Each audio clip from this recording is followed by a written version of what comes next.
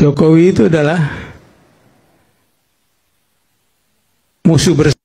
Bapak bilang musuh bersama, musuh Bapak dan antek-antek Bapak. Betul. Pak Jokowi masih banyak yang cinta. 88% Pak Jokowi masih banyak yang mencintainya beliau. Jadi kalau nggak percaya, calonkan lagi Pak Jokowi menjadi presiden. Pasti kepilih, karena banyak sekali yang mencintai Pak Jokowi. Hanya saja orang-orang yang mungkin kemarin kalah menjadi presiden, kemarin yang dicopot dari jabatannya sehingga merasakan sakit, akhirnya timbul dendam kalian dan membenci Pak Jokowi.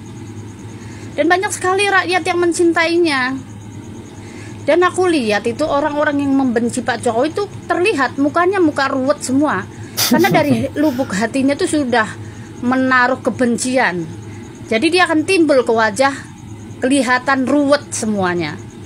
Ribet ya mukanya. Rasa-rasanya sih tidak perlu menjadi pendukung Pak Jokowi pun melihat kondisi sekarang terhadap kasus ijazah palsu itu. Kita aja udah bisa kok pakai nalar paling rendah sekalipun ya. Ini kelompok yang mengatasnamakan konon katanya pembela ulama lah, kemudian intelektual lah, peneliti lah, praktisi hukum lah, kemudian pengamat politik. Coba Anda perhatikan ya. Hari ini ketika Pak Jokowi bereaksi, apa yang terjadi? Ada satu orang bilang punya imunitas hukum karena praktisi hukum. Ada yang melintir karena bilang itu adalah penelitian ilmiah. Ada yang minta bantuan ulama. Ada yang nggak tahu kemana itu sekarang perginya. Padahal kalau sudah menghujat, menghina, merendahkan, udah kayak nggak ada apa ya, manusia udah nggak ada nilainya gitu. Nggak perlu jadi projo, nggak perlu jadi pendukung Pak Jokowi abis. Dalam kondisi kayak gini sekalipun, kita akan bilang hukum orang-orang yang telah berbuat gaduh. Karena ya, betul. apa? Kita juga kan juga pengen apa ya, Indonesia itu adem gitu ya, nggak ngotak-ngatik terus kayak cari perhatian aja. Saya tuh kadang-kadang mikirnya Masya Allah, apalah yang dicari-cari ini. Entahlah itu Egy Sujana, Roy Suryo, Tifa, Rismon, terus siapa itu Fadilah itu ya. Saya nggak paham. Ya kalau memang tidak dibayar, mungkin memang ada sesuatu yang bermasalah dengan apa yang dipikirkannya. Menurut saya begitu aja sih. Giliran di bereaksi kok minta perlindungan lah, merasa praktisi hukum yang kebal hukum lah, ada yang nanti bilang dizolimi lagi, yang tidak bisa dikasuskan hukum lah, melintir semuanya pokoknya. Orang Indonesia mah kayak gitu kok. Orang Indonesia itu kalau salah ya minta maaf, selesai. Sebetulnya kan begitu. Kalau ini kan enggak, merasa bener aja.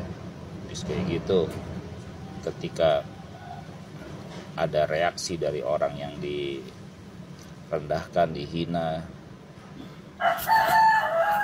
melintir semuanya, ngecut.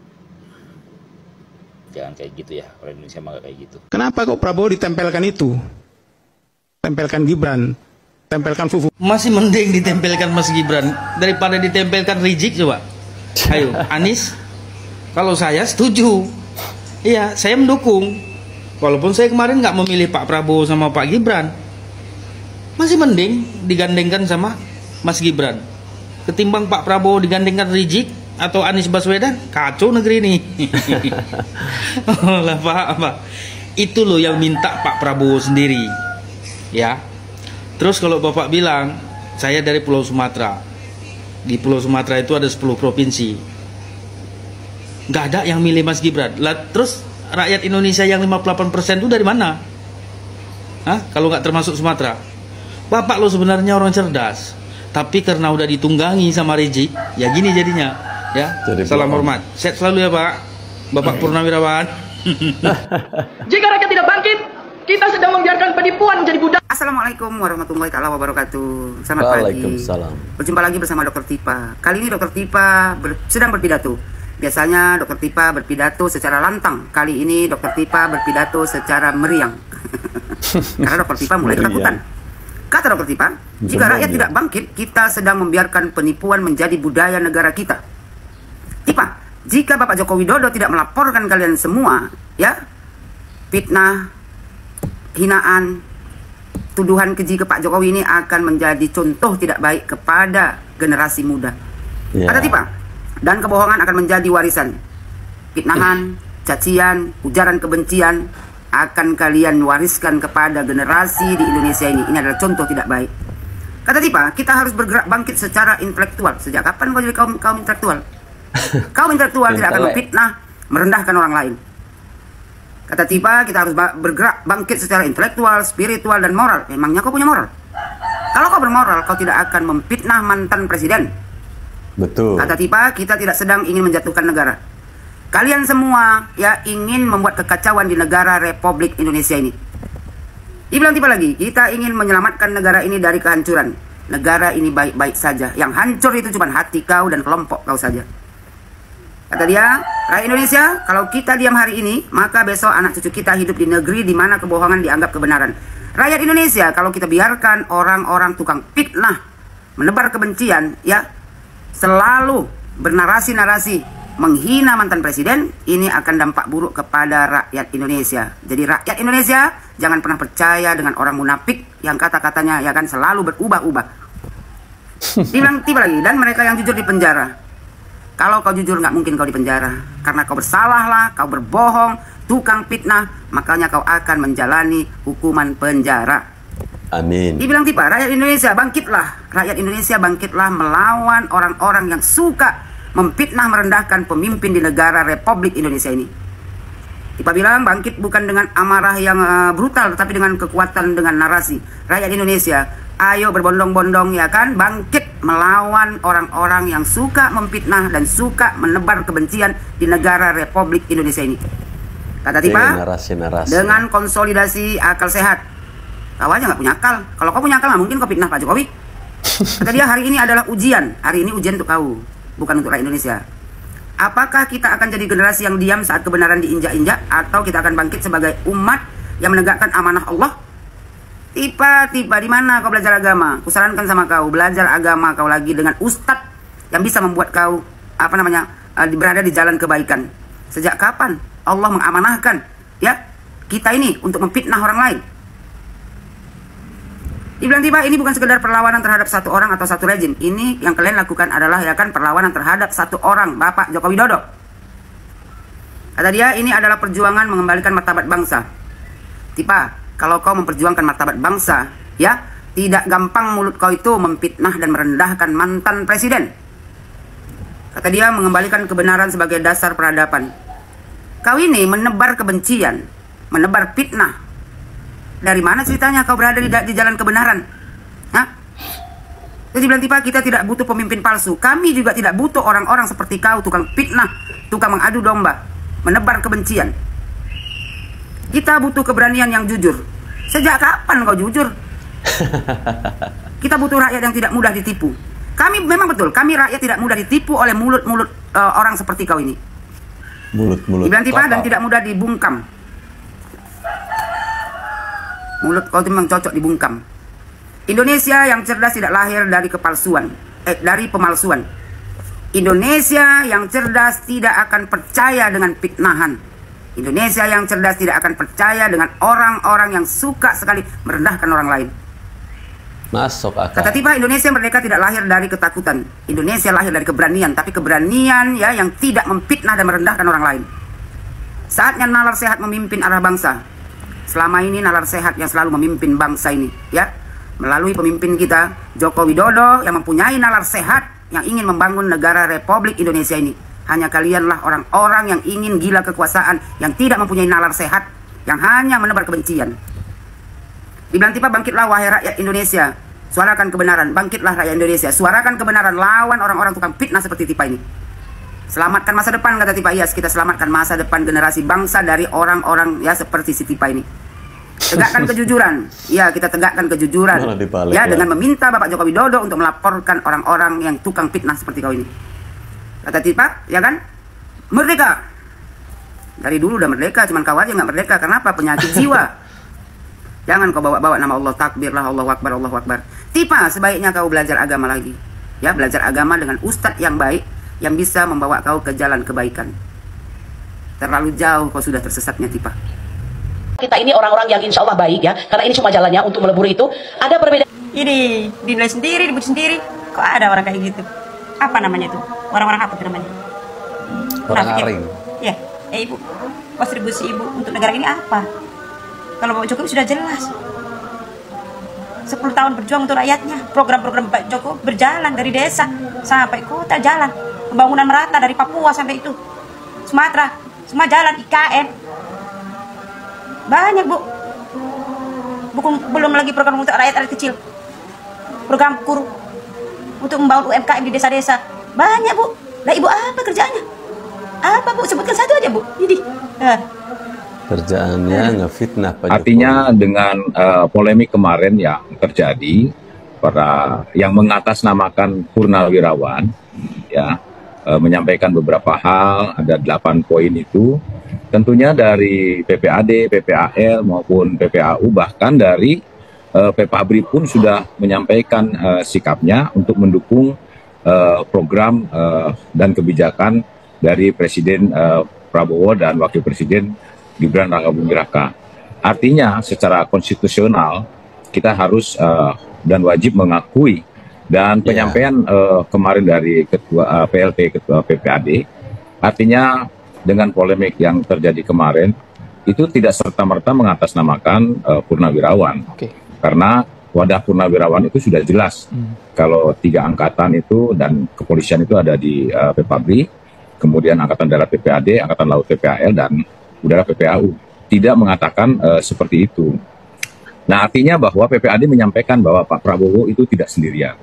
Ya, para Purnawirawan TNI Angkatan Darat tetap akan mendukung dan akan mensukseskan terus dan akan tampil dalam garda terdepan kalau misalnya ada hal-hal yang mengusik atau mengganggu situasi negara ini. Bahwa para Purnawirawan TNI Angkatan Darat pengabdian itu tidak pernah luntur sesuai dengan Sumpah Prajurit yang pertama, setia kepada Negara Kesatuan Republik Indonesia yang berlandaskan pada Pancasila dan Undang-Undang Dasar 1945. Ya, inilah kita melihat sendiri, mendengarkan sendiri bagaimana penjelasan dari Purnawirawan. Kenapa saya bilang kalau Bapak ini Purnawirawan? Karena akalnya masih sehat, ya, di mana mereka masih mendukung pemerintahan saat ini di bawah kepemimpinan Bapak Prabowo Subianto dan Gibran Rakabuming Raka. Beda dengan oknum yang mengatasnamakan Purnawirawan yang mendesak untuk pemaksulan wakil presiden. Nah, teman-teman, pada video awal tadi saya sepakat dengan apa yang disampaikan oleh si Mbak Cantik tadi ya.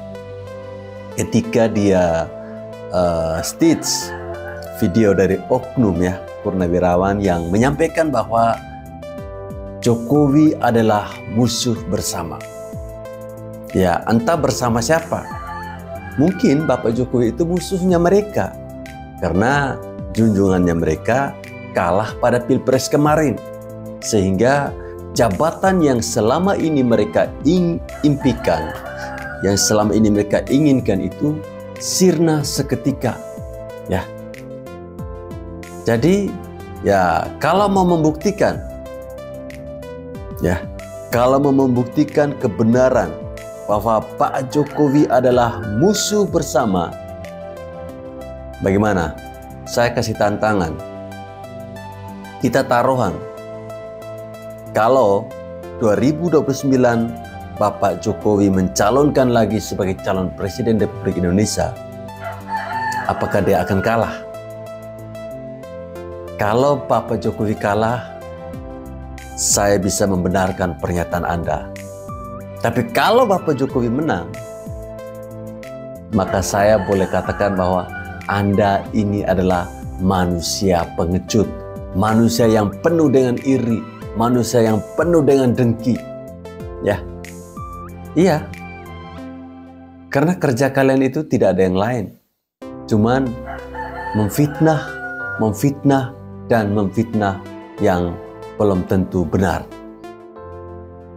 Tuduhan-tuduhan yang kalian berikan, yang kalian sematkan kepada seorang mantan Presiden Republik Indonesia, Bapak Joko Widodo, itu sangat tidak beralas, sangat tidak mendasar. Ya, kemarin saya melihat berita ketika para terlapor ini dipanggil di mana saya lupa ya, terkait dengan laporan yang dibuat oleh Bapak Jokowi ya. Ada salah satu orang yang tidak hadir, dan penjelasannya si Tompel, yang pengacaranya mereka itu, siapa Fadila. Nah, pokoknya itulah teman-teman. Dia membuat alasan bahwa orang ini tidak hadir karena kecelakaan. Ya, semoga saja informasi ini benar. Dan konyolnya lagi, jika informasi ini benar, yang saya takutkan teman-teman, mereka pasti akan bilang begini ya, playing victim lagi, ini pasti Jokowi yang suruh ini. Ya, mengutus orang untuk sengaja membuat sial ini si Sontoloyo Sapa Fadila itu. Tapi di media sosial netizen mempertanyakan, kalau memang benar siapa Fadila itu mengalami kecelakaan, coba tunjukkan buktinya. Jangan-jangan mereka playing victim. Kemudian ada lagi isu, ya, ini bagaimana ya cara Tuhan membongkar aib-aib manusia ini? Tentu tidak pernah kita duga ya. Isu si Rismon Senipar, katanya ijazahnya yang kuliah di Jepang itu palsu. Ini gimana ya? Mereka teriak-teriak ijazahnya Pak Jokowi palsu, ternyata mereka sendiri diduga punya ijazah palsu. Dan ada lagi satu ibu yang waktu itu sempat ditangkap itu ya, yang itu juga sama, yang menuduh ijazah Pak Jokowi palsu. Itu ditangkap karena kasus apa? Pemalsuan dokumen. Jadi sebenarnya orang-orang yang selama ini menuduh ijazah Bapak Jokowi palsu itu, ya otak mereka yang palsu. Dan mungkin mereka sendiri yang punya ijazah palsu.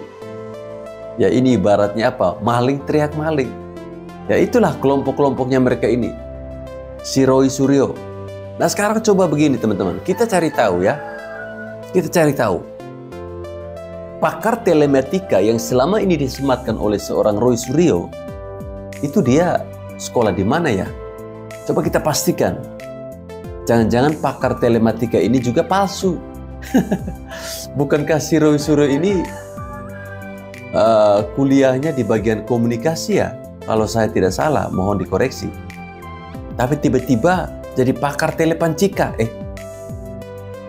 Kok telepancika sih? Telematika. Ya. Ini kita perlu menggali, mencari tahu. Ya susah kalau orang-orang selalu merasa dirinya so hebat, so pintar. Tapi apa ya?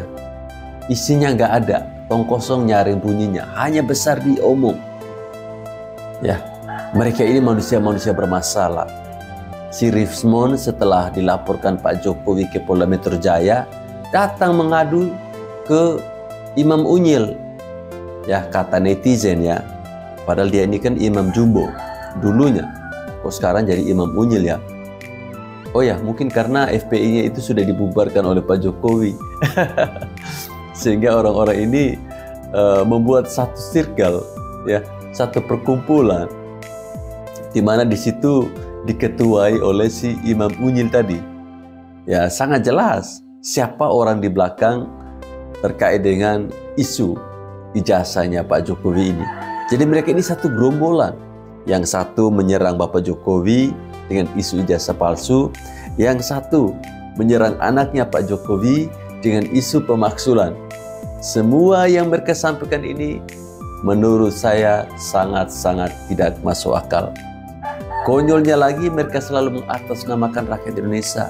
Buka mata Anda bro, buka mata Anda. Rakyat Indonesia yang mana yang Anda maksudkan? Apakah rakyat Indonesia yang hanya segelintir orang? Ya, ataukah seperti apa?